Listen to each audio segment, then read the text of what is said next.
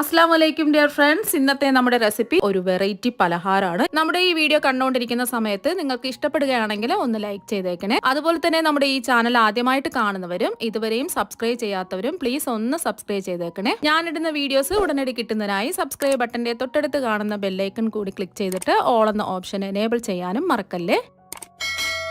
ആദ്യം തന്നെ ഇതിനു വേണ്ടിയിട്ട് ഒരു പാനില് 125 ml കപ്പിന് അരക്കപ്പ് പഞ്ചസാര ഇട്ട് കൊടുക്കാം. ഇനി ഇതിലേക്ക് പഞ്ചസാര അളന്നെടുത്ത അതേ കപ്പിന്റെ അളവിൽ തന്നെ അരക്കപ്പ് വെള്ളവും കൂടി ഒഴിച്ചു കൊടുക്കാം. ഇനി ഇതൊന്ന് ഇളക്കി കൊടുക്കാം. മീഡിയം ഫ്ലെയിം വേണം വെക്കാൻ വേണ്ടിയിട്ട്. ഇനി ഫ്ലേവറിന് വേണ്ടിയിട്ട് 2 ഏലക്കയും കൂടി ഇട്ട് കൊടുക്കാം. ഇനി പഞ്ചസാര ഒരു നൂൽ പാവ് ആകുന്നത് വരെ ഒന്ന് ഇളക്കി കൊടുക്കാം. കണ്ടിന്യൂസ് ആയിട്ട് ഇങ്ങനെ ഇളക്കി കൊടുക്കേണ്ട ആവശ്യമൊന്നുമില്ല, ഇടയ്ക്കിടയ്ക്ക് ഒന്ന് ഇളക്കി കൊടുത്താൽ മതിയാവും. ഇപ്പൊ പഞ്ചസാര പാനിതാ കുറുകി വന്നിട്ടുണ്ട്. നമ്മൾ കയ്യിൽ തൊട്ട് നോക്കുമ്പോൾ ഒരു നൂല് പോലെ ഒട്ടുന്നതായി കാണാം. ഇപ്പൊ പഞ്ചസാര പാനി ഒരു നൂൽ പാവായിട്ടുണ്ട്. ഇനി ഫ്ലെയിം ഓഫ് ആക്കാം. ഇനി പഞ്ചസാര ക്രിസ്റ്റലൈസ് ആവാതിരിക്കാനും പഞ്ചസാര പാനിക്ക് ചെറിയൊരു പുളിപ്പ് കിട്ടുന്നതിനും വേണ്ടിയിട്ട് നാരങ്ങ നീരും കൂടി ചേർത്ത് കൊടുക്കാം. ഞാനിപ്പോ 1 ടീസ്പൂൺ നാരങ്ങ നീരാണ് ചേർത്ത് കൊടുക്കുന്നത്. ഇനി ഒന്ന് മിക്സ് ചെയ്തെടുക്കാം. പഞ്ചസാര പാനിത ഇവിടെ റെഡി ആയിട്ടുണ്ട്. ഇനി ഇത് മാറ്റി വെക്കാം. ഇനി ഒരു പാനില് 1/2 ലിറ്റർ പാൽ ഒഴിച്ചു കൊടുക്കാം. അളവ് കപ്പ് എടുക്കുകയാണെന്നുണ്ടെങ്കിൽ 250 ml കപ്പിന് 2.25 കപ്പ് പാലാണ് എടുത്തിട്ടുള്ളത്. പാലെടുക്കുമ്പോൾ നല്ല കട്ടിയുള്ള പാല് വേണം എടുക്കാൻ വേണ്ടിട്ട്. ഫ്ലെയിം മീഡിയം ഫ്ലെയിം വേണം വെക്കാൻ വേണ്ടിട്ട്. ഇനി ഇതൊന്ന് ഇളക്കി കൊടുക്കാം.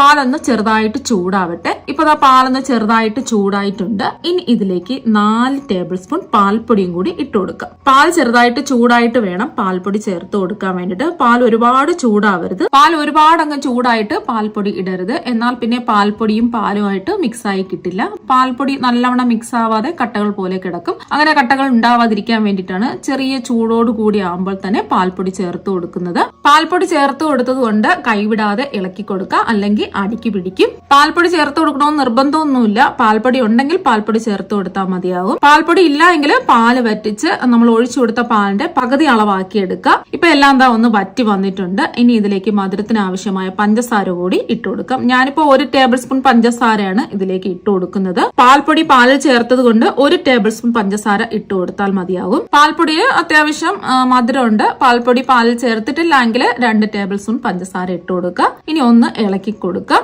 ഈ പാനിന്റെ സൈഡിലൊക്കെ പറ്റിപ്പിടിച്ചിരിക്കുന്നതെല്ലാം ഇതുപോലെ ഒന്ന് ഇളക്കിയിട്ട് കൊടുക്കാം. ഇടയ്ക്കിടയ്ക്ക് പാനിന്റെ സൈഡിൽ പറ്റിപ്പിടിച്ചിരിക്കുന്നത് ഇളക്കിയിട്ടില്ല എന്നുണ്ടെങ്കിൽ അത് അവിടെ ഇരുന്ന് കരിഞ്ഞ് ഇതിന്റെ പരുവവും ടേസ്റ്റും ഒക്കെ മാറിപ്പോകും. ഇപ്പൊ പാലിതാ കുറുകി വന്നിട്ടുണ്ട്. കണ്ടില്ലേ, ഈ ഒരു രീതിക്കാണ് കിട്ടുന്നത്. ഇതാണ് ഇതിന്റെ പരുവം. ഇപ്പൊ പാൽ വറ്റി പകുതി പാലായി കുറുകി വന്നിട്ടുണ്ട്. ഇനി ഫ്ലെയിം ഓഫ് ആക്കി ചൂട് മാറാൻ വേണ്ടിട്ട് മാറ്റിവെക്കാം. ചൂട് മാറുമ്പോൾ കുറച്ചും കൂടി ഒന്ന് കുറുകി കട്ടിയായി കിട്ടും. ഇനി ഒരു ബൗളില് 4 ടേബിൾ സ്പൂൺ നെയ്യ് ഒഴിച്ചു കൊടുക്കാം. ഇതിന് വേണ്ടിയിട്ട് നെയ്യ് തന്നെ എടുക്കുക. ഞാൻ 4 ഐസ് ക്യൂബ്സ് ഇതായി എടുത്തിട്ടുണ്ട്. ഇനി ഈ ഐസ് ക്യൂബ്സ് നെയ്യിലേക്ക് ഇട്ട് കൊടുക്കാം. ഇനി ഐസും നെയ്യും കൈവച്ച് തുടർച്ചയായിട്ട് സ്പീഡിൽ ഇതുപോലെ ആക്കി കൊടുക്കുക. പെട്ടെന്ന് തന്നെ, അതായത് ഒരു 30 സെക്കൻഡ് ആവുമ്പോൾ തന്നെ ഐസിന്റെ തണുപ്പ് കൊണ്ട് ബട്ടർ പോലെ ആയി വരും. ഇപ്പൊ കണ്ടില്ലേ, ഒരു ലൈറ്റ് കളറായിട്ട് നല്ല സ്മൂത്ത് ആയിട്ട് ഇതാ കിട്ടിയിട്ടുണ്ട്. ഇനി ഈ ഐസ് ക്യൂബ്സ് നെയ്യിൽ നിന്നും എടുത്തു മാറ്റാം. ഇങ്ങനെ ചെയ്യുമ്പോഴാണ് ഈ ഒരു പലഹാരത്തിന് നല്ല ടേസ്റ്റ് കിട്ടുന്നത്. ഇനി ഇതിന്റെ സൈഡിലൊക്കെ പറ്റിപ്പിടിച്ചിരിക്കുന്നത് ഒരു സ്പാച്ചില കൊണ്ട് ഇളക്കി ഇട്ട് കൊടുക്കുക. ഇപ്പൊ കണ്ടില്ലേ, നല്ല വെണ്ണ പോലെ ഇരിക്കുന്നത്. ഇനി ഇതിലേക്ക്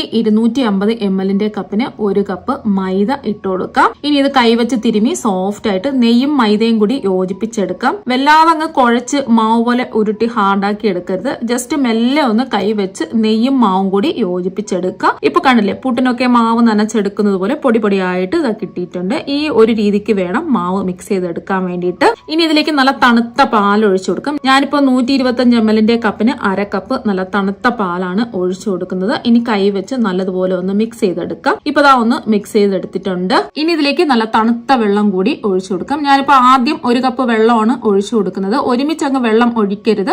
ആദ്യം കുറച്ച് വെള്ളം ചേർത്ത് മാവ് കട്ടകളില്ലാതെ മിക്സ് ചെയ്തെടുക്കുക. എന്നിട്ട് വേണം അടുത്ത കപ്പ് നല്ല തണുത്ത വെള്ളം ഒഴിച്ചു കൊടുക്കാൻ വേണ്ടിയിട്ട്. വെള്ളം ഇനിയും ചേർക്കാനുണ്ട്. ഈ ഒരു മാവ് നല്ല ലൂസ് ആയിട്ട് വേണം ഇരിക്കാൻ വേണ്ടിയിട്ട്. വെള്ളം എടുക്കുമ്പോൾ ചൂട് വെള്ളമോ നോർമൽ വെള്ളമോ അങ്ങനെയൊന്നും എടുക്കരുത്. നല്ല തണുത്ത വെള്ളം തന്നെ എടുക്കുക. വെള്ളം മുഴുവനായി ഒന്നിച്ചൊഴിക്കരുത്. മാവിന്റെ കട്ടകൾ മുഴുവൻ മിക്സ് ആയി കിട്ടില്ല. ഇനി ഒരു വിസ്ക് വെച്ച് നന്നായിട്ട് കട്ടകളൊന്നുമില്ലാതെ മിക്സ് ചെയ്തെടുക്കാം. വീണ്ടും ഇതിലേക്ക് 1/2 കപ്പ് നല്ല തണുത്ത വെള്ളം ഒഴിച്ചു കൊടുക്കാം. ഇനി ഇതെല്ലാം നന്നായിട്ട് ഒന്ന് മിക്സ് ചെയ്തെടുക്കാം. അഥവാ മാവ് മിക്സ് ചെയ്തെടുക്കുമ്പോൾ കട്ടകൾ പോലെ ഇടയ്ക്കിടയ്ക്ക് കിടക്കുകയാണെന്നുണ്ടെങ്കിൽ മിക്സിയിലിട്ട് ജസ്റ്റ് ഒന്ന് അടിച്ചെടുത്താലും മതിയാവും. അല്ലാന്നുണ്ടെങ്കിൽ കുറച്ച് വലുപ്പമുള്ള ഹോളുള്ള അരിപ്പയെ കൂടി അരിച്ച് അതിന്റെ കട്ടകൾ മുഴുവനും ഉടച്ചെടുത്താലും മതിയാവും. ഇപ്പൊ മാവ് നല്ല സ്മൂത്ത് ആയിട്ട് കിട്ടിയിട്ടുണ്ട്. ഇനി ഇതിലേക്ക് 1 ടീസ്പൂൺ നാരങ്ങ നീരും കൂടി ഒഴിച്ചു കൊടുക്കാം. നല്ല ക്രിസ്പി ആയിട്ട് കിട്ടുന്നതിന് വേണ്ടിയിട്ടാണ് നാരങ്ങ നീര് ചേർത്ത് കൊടുക്കുന്നത്. ഇനി ഒന്ന് മിക്സ് ചെയ്തെടുക്കാം. ഇനി ഇതിലേക്ക് വീണ്ടും നല്ല തണുത്ത 1/2 കപ്പ് വെള്ളവും കൂടി ഒഴിച്ചു കൊടുക്കാം. ടോട്ടൽ നമ്മൾ 2 കപ്പ് വെള്ളമാണ് ഒഴിച്ചു കൊടുത്തിട്ടുള്ളത്. ഇത് കണ്ടില്ലേ, മാവ് നല്ല ലൂസായിട്ട് വേണം ഇരിക്കാൻ. അപ്പൊ അങ്ങ് മാവ് തിക്കായി പോവരുത്. മാവ് അഥവാ തിക്കായി പോയിട്ടുണ്ടെങ്കിൽ നമ്മുടെ സ്വീറ്റ് ശരിയായിട്ട് കിട്ടില്ല. പാലിന്റെ ആ ഒരു കട്ടിക്ക് വേണം ബാറ്റർ റെഡിയാക്കി എടുക്കാൻ വേണ്ടിട്ട്. ഇപ്പോ ബാറ്റർ ഇതാ ഇവിടെ റെഡി ആയിട്ടുണ്ട്. ഇനി ഒരു പാത്രത്തിൽ കുറച്ച് എണ്ണ ചൂടാക്കാൻ വെക്കാം. ഞാനിപ്പോ ഇതുപോലത്തെ ഒരു സോസ് പാനിലാണ് എണ്ണ ചൂടാക്കാൻ വെച്ചിട്ടുള്ളത്. കുറച്ച് കുഴിയുള്ള ഏതെങ്കിലും ഒരു പാത്രം വേണം എടുക്കാൻ വേണ്ടിട്ട്. ഇപ്പൊ എണ്ണ നല്ലതുപോലെ ഒന്ന് ചൂടായിട്ടുണ്ട്. ഇനി നല്ല ചൂടായി കിടക്കുന്ന എണ്ണയിലേക്ക് കുറച്ചായിട്ട് ബാറ്റർ ഒഴിച്ചു കൊടുക്കാം. ഞാനിപ്പോ ഒഴിക്കാൻ എളുപ്പത്തിന് വേണ്ടിയിട്ട് ബാറ്റർ ഗ്ലാസ്സിൽ എടുത്തിട്ടുണ്ട്. ഒന്നിലും ഗ്ലാസ്സിൽ എടുക്കുക, അല്ലെങ്കിൽ ബോട്ടിൽ എടുത്താലും മതി, അല്ലെങ്കിൽ സ്പൂൺ വെച്ച് കുറച്ചായിട്ട് കോരി ഒഴിച്ചു കൊടുത്താലും മതി. ഒരുപാട് അങ്ങ് ഒഴിക്കരുത്. 2-3 ടേബിൾ സ്പൂൺ വീതം ഒഴിച്ചു കൊടുക്കാവൂ. ആദ്യം നമ്മൾ ബാറ്റർ ഒഴിക്കുന്ന സമയം കുറച്ച് മാറി നിന്നിട്ട് വേണം ബാറ്റർ ഒഴിച്ചു കൊടുക്കാൻ. നല്ല തെളിയും ശബ്ദമൊക്കെ ഉണ്ടാവും. ആദ്യം മാവ് കുറച്ചൊഴിച്ച് ഒന്ന് പതഞ്ഞ് കുമിളുകൾ പോലെ വരും. പതയും കുമിളുകളും മാറിയതിനു ശേഷം അടുത്ത സ്റ്റെപ്പ് മാവ് ഒഴിക്കാവൂ.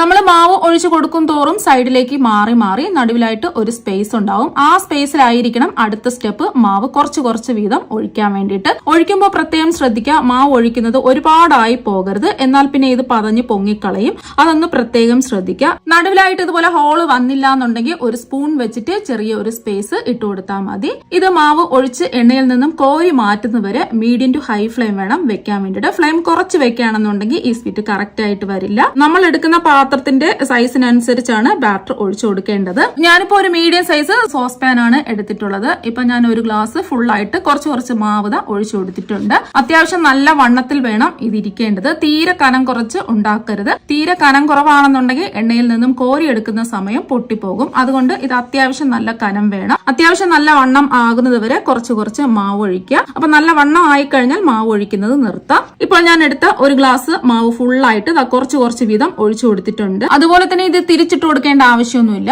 ഇപ്പൊ കണ്ടില്ലേ, നല്ല മുരിഞ്ഞ് കളറൊക്കെ മാറി നല്ലൊരു ഗോൾഡൻ കളറായിട്ട് വന്നിട്ടുണ്ട്. ഇനി ഇത് എണ്ണയിൽ നിന്നും കോരി മാറ്റാം. ഇപ്പൊ കണ്ടില്ലേ, നല്ല കനത്തിൽ നല്ല പെർഫെക്റ്റ് ആയിട്ട് പൊഴിഞ്ഞു പോകാതെ കിട്ടിയിട്ടുണ്ട്. കാണാൻ തന്നെ നല്ല തേനീച്ച കൂട് പോലെ ഇരിപ്പുണ്ട്. ഇനി ഇതിന്റെ ഉള്ളിലെ എണ്ണ മുഴുവൻ മാറി കിട്ടുന്നതിന് വേണ്ടിയിട്ട് ഒരു അരിപ്പയിലോ അരിവാലയിലോ ഇട്ട് വെക്കാം. കുറച്ച് സമയം അരിവാലയിലോ അരിപ്പയിലോ ഇട്ട് വെച്ചാൽ മാത്രമേ ഇതിന്റെ ഉള്ളിലുള്ള എണ്ണ മുഴുവനും മാറി കിട്ടുകയുള്ളൂ.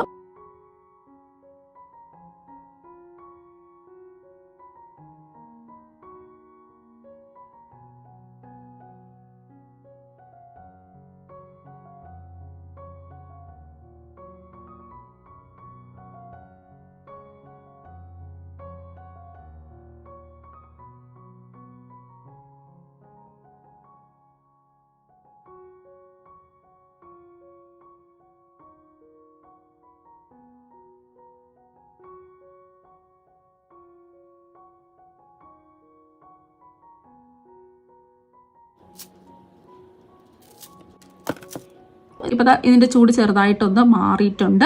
ഇനി ഇതിന്റെ മുകളിലായിട്ട് നമ്മൾ തയ്യാറാക്കി വെച്ച ഷുഗർ സിറപ്പ് ഓരോ സ്പൂൺ വീതം മുകളിലായിട്ട് ഒഴിച്ചു കൊടുക്കാം. ഇനി ഇതിന്റെ മുകളിലായിട്ട് നമ്മൾ ഒഴിച്ചു കൊടുക്കാൻ പോകുന്നത് പാൽ കുറുക്കി തയ്യാറാക്കി മാറ്റി വെച്ച പാലിന്റെ മിക്സ് ആണ്. ഇതൊക്കെ ഒഴിച്ചു കൊടുക്കുമ്പോഴാണ് ഇത് കഴിക്കാൻ വേണ്ടിയിട്ട് ഒരു അടിപൊളി ടേസ്റ്റ് കിട്ടുന്നത്. ഇപ്പൊ പാലിന്റെ മിക്സ് ഒഴിച്ചു കൊടുത്തിട്ടുണ്ട്. ഇനി ഇതിന്റെ മുകളിലായിട്ട് കാണാൻ ഒരു ഭംഗിക്ക് വേണ്ടിയിട്ട് കുറച്ച് പിസ്തയും ബദാമും കൂടി കട്ട് ചെയ്തിട്ട് കൊടുക്കാം. ഇപ്പൊ കണ്ടില്ലേ, കാണാൻ തന്നെ നല്ല ഭംഗിയാണ്. കഴിക്കാൻ വേണ്ടിയിട്ട് അടിപൊളി ടേസ്റ്റ് ആണ്. ഒരു പ്രാവശ്യം നമ്മൾ ഇത് ഉണ്ടാക്കുകയാണെന്നുണ്ടെങ്കിൽ വീണ്ടും ഉണ്ടാക്കാൻ തോന്നും. അത്രയ്ക്ക് നല്ല എളുപ്പമാണ് അത് ഉണ്ടാക്കാൻ വേണ്ടിയിട്ട്.